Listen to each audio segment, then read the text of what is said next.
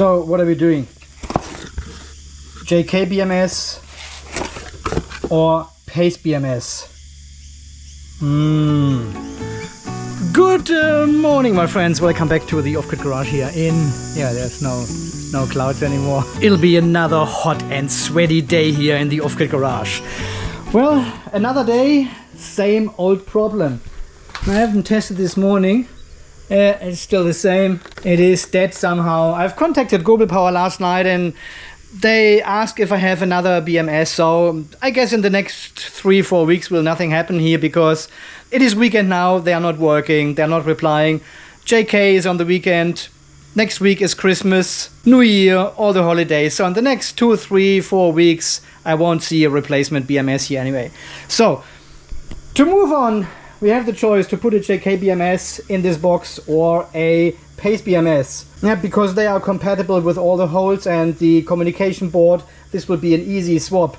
Both of them are 100 amp BMSs, totally sufficient for my use cases here anyway. But I think I go with the JK-BMS for several reasons. We've got the newest firmware version here, the very newest firmware. And I also have the beta version of the new app here, which shows the additional parameters and settings and features. So it will be interesting to have a look at this as well briefly. This Pace BMS is a very good, wonderful BMS, but it lacks one thing: it doesn't have Bluetooth. So you're always reliant on a computer connection to modify any settings and everything. It's a bit cumbersome here for our testing environment because I constantly change parameters then. There's nothing wrong with the Pace BMS itself. It's a very good BMS. I can only highly recommend them. And once they are set up and programmed with the computer software, it is all good. But the JK is still light years ahead of the software of the Pace BMS. So I would always get a JK BMS instead of a Pace BMS. And this one should just nicely fit into the box. It has the same dimension, same footprint. It has only one terminal though. So we need to connect both of these cables here from the old BMS, which has 2 terminals, onto one terminal, but that's fine. Or I can find some other cables maybe. I've got a box full of short cables now. Maybe there are something suitable in there. Let's see what we got. Without further ado, let's get started. So first of all, I want to disconnect the positive of the BMS. That's the yellow heat shrink cable. So the BMS is without power. Then disconnect all the balance cables. And then disconnect this one here to get rid of the 48 volt here at the beginning. Then we cover up all these cells we are not working on. We have to take off the front plate, disconnect all the cables to the BMS, take this BMS out, put the other BMS in, reconnect everything. Sounds like a very straightforward task, right? It is at least an hour, I guess. Let's see if I'm right. 11 AM we have. It is impossible to take out the balance cables because these connectors have a clip on the other side you need to press and then pull the cable at the same time. Impossible. I got these 2 out here, but these ones here, they are just so close to the circuit breaker. It is just a bad design here with the circuit breaker. I don't like it. So I'm really glad I gave this box here a 3 out of 5 only and not a 4 out of 5. It is definitely not a 4.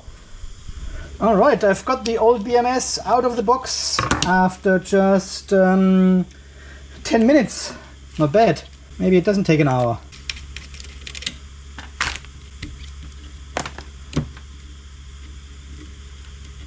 Communication cables. That's the faulty BMS. So there's always a bit of do-it-yourself involved, right? You need to crimp this 3mm ring lock on the positive cable going to the BMS.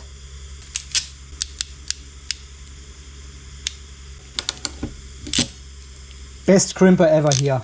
I'll link it down below. Okay, and with these older versions we can disconnect the BMS just by disconnecting this connection here. It is so much better than a solid cable. And I don't believe they have changed it for cost reasons, but with the new version they need to make the cutout in the plate and also solder this terminal block onto the PCB. While here the cable is directly soldered onto the PCB. And then we've got this disconnect. And anyway, we use the same cables again. Okay, display and communication cables. So let's see what we do with the power cables. Probably not, I think we can actually, like this. And here at the top, you can basically do the same. Yep, let's do it. There we go. Tighten them. Done. All right. So what I will do now is, when I put the BMS back in, I'll connect the balance cables right away. Yeah, because we've got this positive disconnect now, the BMS won't run even all the balance cables are connected. It is just too hard to get them in once the front panel with a breaker is installed. There's almost no room. Positive. Yep, it is in. And let's see if it turns on. Ah, this one actually turns on. Ooh, look at this display. It is working. What's the time? 20 minutes to replace the BMS. Not bad. Not bad, Andy. But once again, I have forgotten to put these insulators in. Okay, I have to take this apart again and install them. Alright, insulation is installed now. I also mount the top epoxy sheet cover here to cover all the bus bars and everything. That is a very good feature, I think. Let's turn it back on. Yes, it just works. It just works. The display is a bit funny. It looks actually better from this low angle. Is this a touch as well? No, that's not a touch. So this is just one. Oh, I think. Yeah, this does not look good. I think the display is damaged as well here. Is there a touch? Is it usually a touch? I don't know. State of charge 0046 volts. That's not true.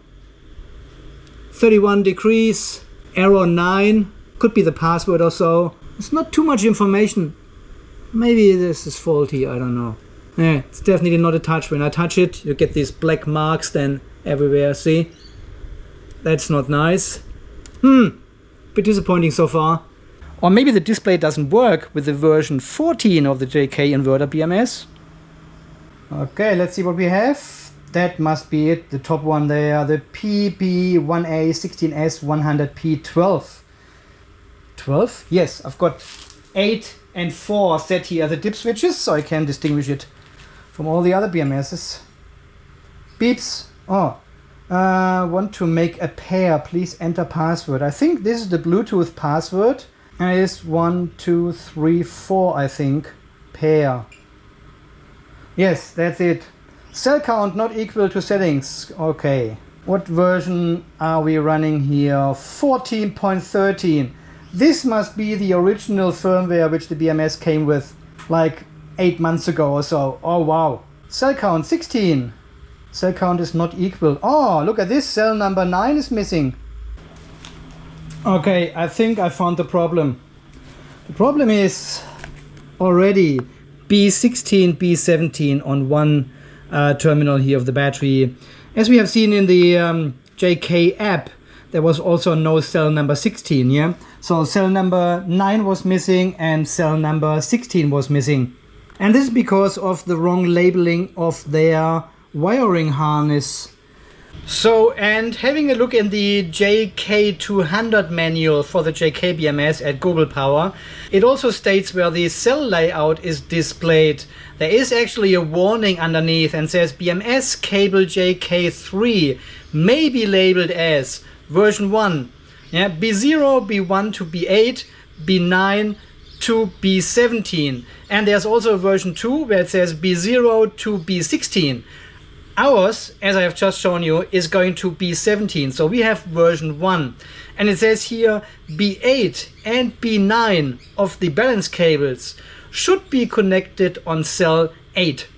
And then the balance cable labeled number 10 goes on cell number 9. And balance cable labeled 17 goes to cell 16. So it clearly says it here in the manual, but guys, come on, really? Balance cable number 10 needs to go to cell number 9? How confusing is that? Why not change the labeling here correctly and make it clear what cable goes where? Potentially this has destroyed the other BMS, which is now fine.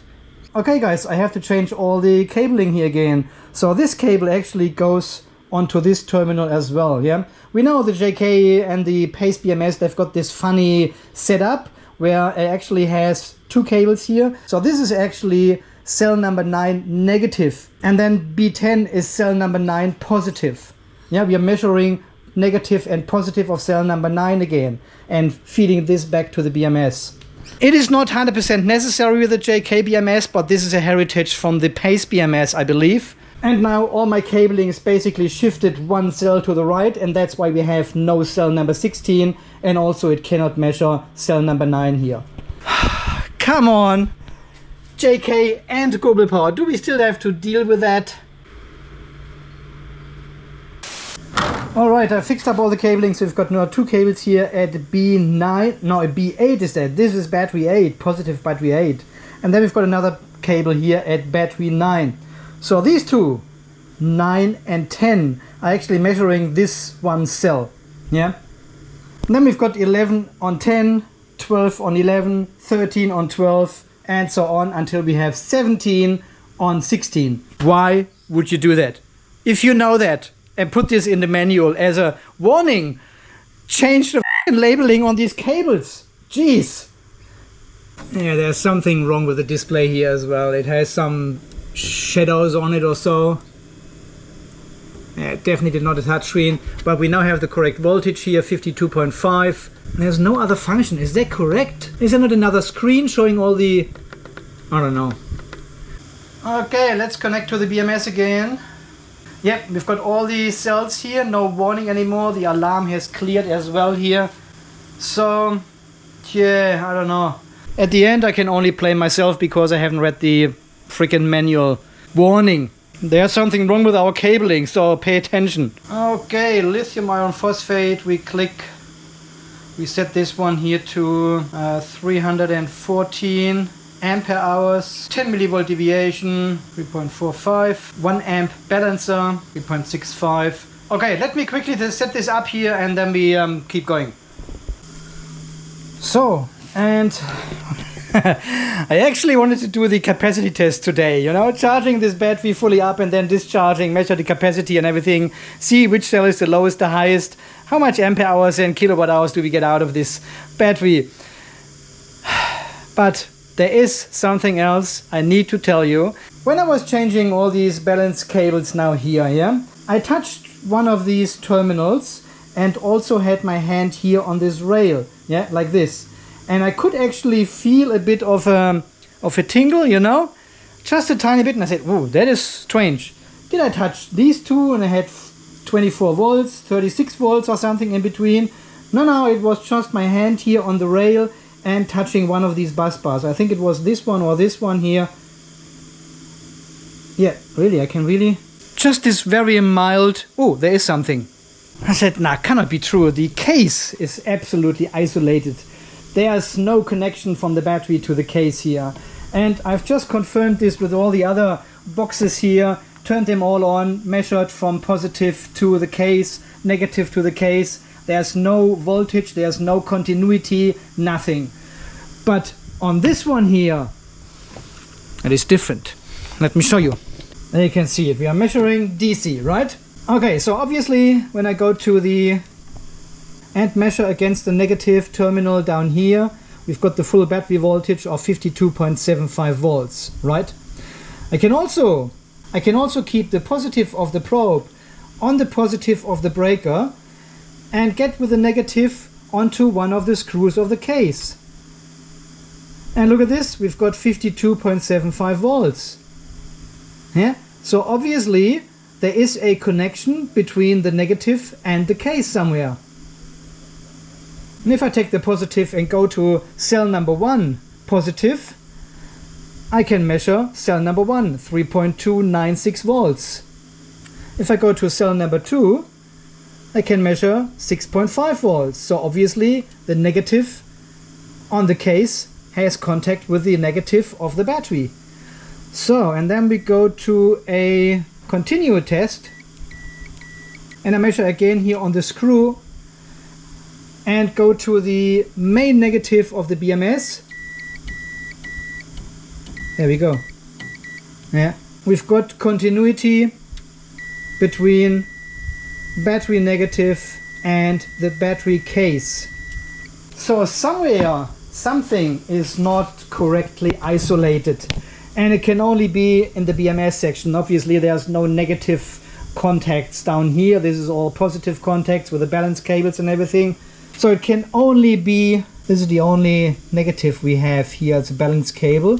But somewhere in the system clearly we have a connection between the negative of the battery and the battery case, which, as I said, is not with any of the other cases. So I don't know what's going on here, but something is funny. Okay, capacity test or not, I have to investigate where this is coming from, because this is a safety problem. If I connect this battery here to my other battery, because this whole battery system here is floating, yeah, there's no connection between any of the battery terminals and ground, and I cannot have that at all. So I have taken now the front panel off, isolated the negative, took the communication board off. BMS is still turning on, and I still can measure, and I can still measure full battery voltage against the case. So this had made no difference, as expected. So I have taken off the BMS now completely off the mount. It is not touching anything of the mounting plate anymore. The negative is isolated, it is turned on. And when I now measure from the battery case to the positive, we have no voltage anymore. As soon as I install the BMS back on the mounting plate, we have battery negative on the case. How good is that? Maybe building such a battery case wasn't a bad idea after all. So now I'm measuring the voltage between the main positive of the battery and the ground here, and there's no voltage. See how it's jumping back and forward? This is just atmospheric voltage, and the BMS is not connected to any of these standoffs at the moment, but it is turned on. So if I pull it up and just touch here in the corner, okay, it's touching now the standoff. There's nothing. Okay, it is now, oh, here we go. No, there was nothing. All right, let me put this one screw in. There we go, 52 volts.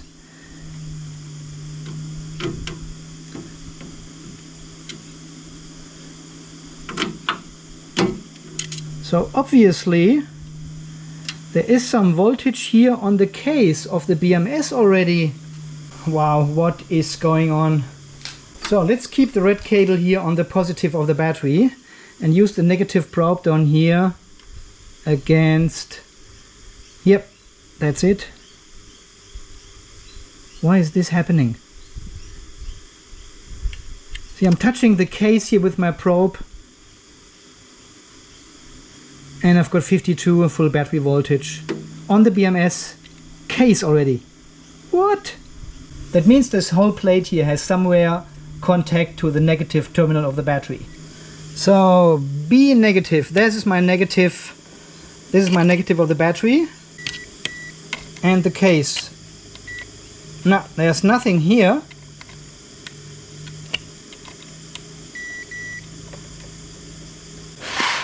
But nothing to the battery negative. No, nothing here. I don't understand. So this BMS has somehow contact to the main negative of the battery, and that's why we have battery voltage here on the case. Let's grab another of these 100 amp BMSs, version 14.13 running. They are probably a year old or so, right? When hit this JK inverter BMS the market? This was in October, November 23, I think. They must be that old. So here's another interesting fact. I'm measuring here the case of the BMS, and with the other one I'm touching the positive of the battery. And we have like 51.8, 7, 6, 5, 4, 3. So obviously there is a capacitor discharging. The BMS is turned off at the moment, but connected with the positive cable here, right? So if I turn on the BMS now, you can hear it beeping. And now the voltage is back to battery voltage. So if I now disconnect the BMS from the positive. And here we can see again the capacitor discharging 52.65, slowly discharging. Yeah, and this is measured from the BMS case to the positive of the battery. So obviously we have battery negative on the chassis, on the case, on these plates of the BMS while the BMS is running. I again don't have this down here. There's no connection between the negative and one of the screws of the case. Zero. So I have replaced the BMS again with another version 14 BMS. I have not connected the display, I've just used the switch which is supplied with the BMS, connected all the balance cables, the main negative to the battery, measuring the voltage here on the BMS case, yeah, on the case. And we have a voltage here showing of 16, 14, 13, 12, 10. So the fault is not occurring with this BMS at all. There's no issue here. 4 volts, see, this is just capacitive, goes down. Okay, let me connect this BMS here to the case with a screw and see what we got. Okay, BMS is mounted. Can you actually read that? I hope so. Okay, we're measuring the metal case again here on this screw and the battery positive, and we have, yeah, this is not real voltage. See how it changes? It goes down very quickly. This is just capacitive. Yeah, this one is all right. Okay, let me put in all the other screws and see what it says. Okay, here, battery case, battery positive, 6 volts, 4 volts, 3 volts, nothing. Yeah, 3 screws in. Okay, all 6 screws are in. Battery ground, battery positive, and we have 4 volts, 3 volts, 2 volts, nothing. Okay, this seems to work. I don't know what's going on here. Sometimes I think it's a test. Hello, come out, where's the camera? We've got one faulty battery which smoked away. This one has the battery negative on the case of the BMS and therefore on the case of your whole battery, and the third one works. Alright, I'll put everything back together and hopefully it all works. Okay, the BMS is turned on and we want to measure from the battery positive to the case ground again and see if we still experience any voltage there. Hopefully not. Hopefully everything is fixed now. What a crazy day. Okay, you can see the voltage roughly. So here on the screw of the case, battery positive, and we measure 11, 10, 9, 8, 7, 6, 5, 4, nothing anymore. Hallelujah, it is fixed. So from the negative to the oh, what's going on here? All good. Everything is fine now. Everything is as it should be.